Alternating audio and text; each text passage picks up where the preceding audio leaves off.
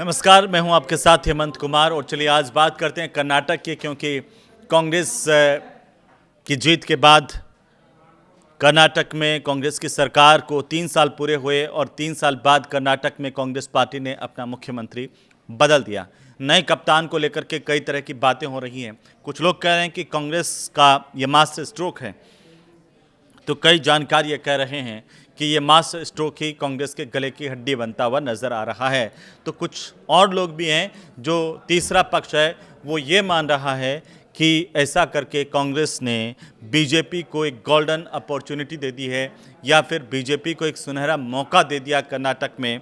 आखिर इन सब के मायने क्या हैं, आज के इस वीडियो में ज़रा इसी को समझने की कोशिश करते हैं और साथ ही आपको बताते हैं मुख्यमंत्री के बदलने की वो इनसाइड स्टोरी जिसकी चर्चा सियासत के गलियारों में बड़ी तेज़ी के साथ हो रही है कि कांग्रेस ने आखिरकार अपना सीएम क्यों बदला 3 साल के बाद, और इस बदलाव के मायने कांग्रेस पार्टी के लिए क्या हैं।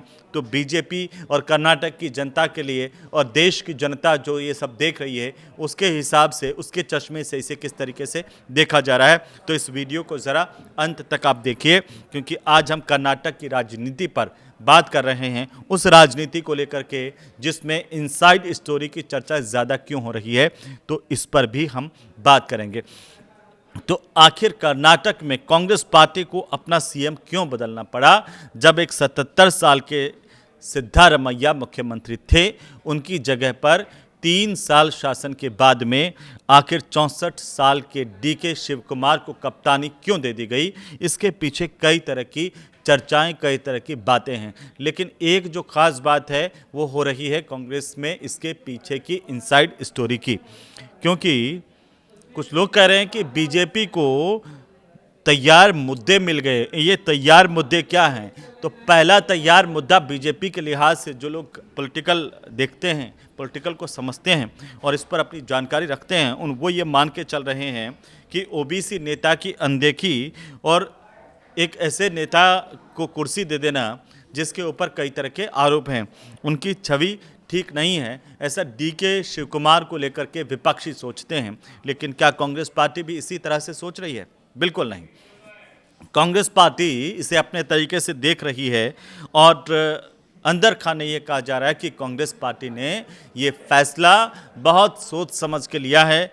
कांग्रेस का जो आला नेतृत्व है, जो दिल्ली का नेतृत्व है, उसने बहुत ज़्यादा विचार विमर्श के बाद में ये फैसला किया। लेकिन कई लोग कह रहे हैं कि ये एक सीक्रेट डील हुई थी पहले ही, जिसमें मुख्यमंत्री बदलने की बात पहले ही तय हो गई थी। यानी कि आज के ठीक 3 साल पहले जब कांग्रेस को कर्नाटक में बहुमत मिला था, यानी कि वक्त था साल 2023 का, मई का महीना था यही, और कर्नाटका की विधानसभा के जब नतीजे आए तो यहाँ पर कांग्रेस पार्टी को बहुमत मिला और सिद्धारमैया की सोशल इंजीनियरिंग को एक अहम फैक्टर इसमें माना गया।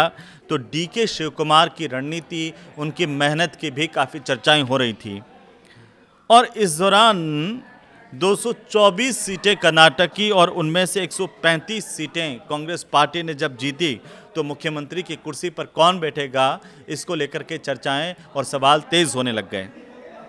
दावा दोनों की तरफ से था, क्योंकि एक की छवि थी, दूसरे की मेहनत, उसकी रणनीति और उसका चुनावी मैनेजमेंट फंडा बताया जा रहा था। कांग्रेस के सामने समस्या ये थी कि आखिरकार मुख्यमंत्री अब किसको बनाएं।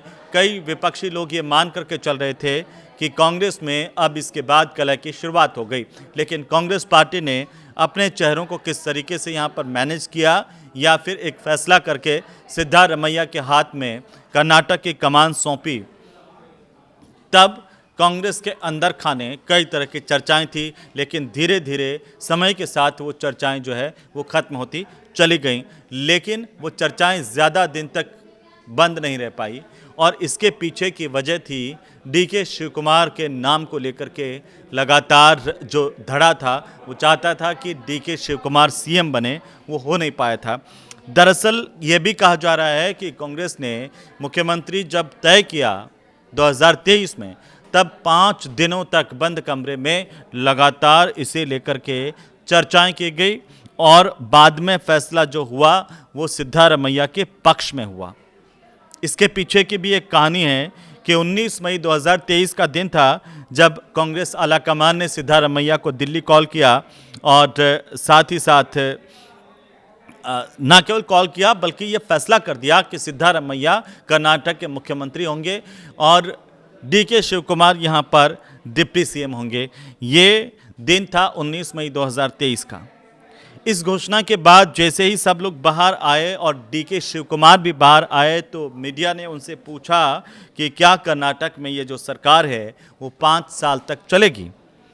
सिद्धारमैया के साथ सीएम पद को लेकर के कोई विवाद तो नहीं होगा। इस पर डीके शिवकुमार की टिप्पणी थी, उस पर कई राजनीतिज्ञों का ध्यान आकर्षित हो गया। वो टिप्पणी क्या थी? वो टिप्पणी ये थी कि डीके हल्के से मुस्कुराए और कहा कर्नाटक में 5 साल तक कांग्रेस सरकार रहेगी या कांग्रेस सरकार चलेगी। सिद्धारमैया के 5 साल तक सीएम बने रहने पर डीके की चुप्पी, मौन कई तरह के सवाल खड़े कर गई और तब कुछ लोगों ने कहा कि बंद कमरे के अंदर ये फैसला हुआ है कि 2.5 साल सिद्धारमैया मुख्यमंत्री रहेंगे और 2.5 साल डीके शिवकुमार रहेंगे। लेकिन अब आपके मन में ये सवाल आएगा कि जब 2.5 साल का समझौता हुआ था तो आखिर क्या हुआ कि 3 साल बाद ये फैसला कांग्रेस को करना पड़ा। इसके पीछे कई लोग ये मान करके चल रहे हैं कि सिद्धारमैया जब 2.5 साल हुए और चर्चाएं हुई कि वे इस्तीफ़ा दे दें तो उन्होंने ऐसा करने से मना कर दिया।